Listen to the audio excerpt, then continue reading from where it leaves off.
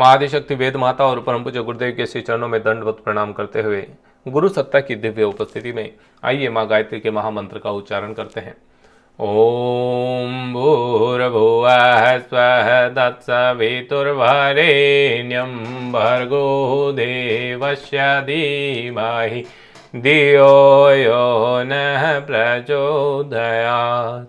प्रिय सज्जनों, परम पूज्य गुरुदेव कहते हैं कि आपके कर्म पर आपकी जो भावना है उसका प्रभाव बहुत पड़ता है। इस बात को समझने की जरूरत है। आपके कर्म कैसे होंगे जैसी आपकी भावना, तो भावना का प्रभाव कर्मों पर बहुत पड़ता है। गुरुदेव कहते हैं कि कर्म के बाह्य रूप को देखकर भी उसके भले बुरे होने का अनुमान लगाया जाता है, पर उसकी वास्तविक कसौटी कर्ता की भावना ही रहती है। हमें अपनी भावना का परिष्कार करना चाहिए।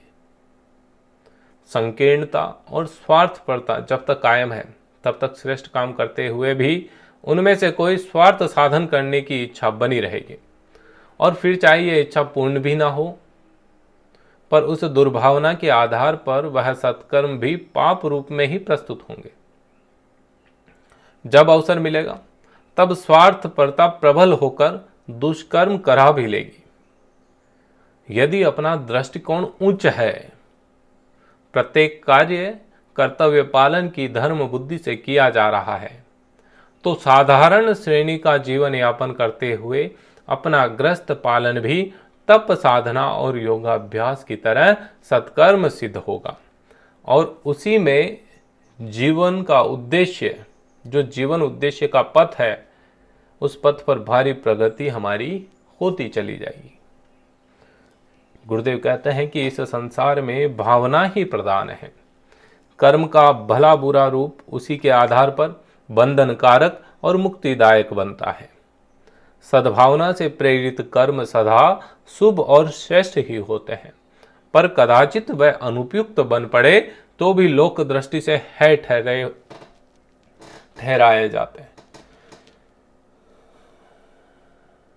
वे आत्मिक दृष्टि से उत्कृष्ट ही सिद्ध होंगे। आंतरिक उत्कृष्टता, सदाशयता, उच्च भावना और कर्तव्य बुद्धि रखकर हम साधारण जीवन व्यतीत करते हुए भी महान बनते हैं, और इसी से हमारी लक्ष्य पूर्ति सरल बनती है। कहने का तात्पर्य, हमें इस पूरे प्रसंग में गुरुदेव ने यही समझाने का प्रयास किया है कि हम कहते हैं कि कर्म के कारण ऐसा हो रहा है, हम हमारे कर्मों को अच्छा बनाएं। कर्म अपने आप बदल जाएंगे जब आप अपने भावनाओं को बदल देंगे, अपने विचारों को बदल देंगे।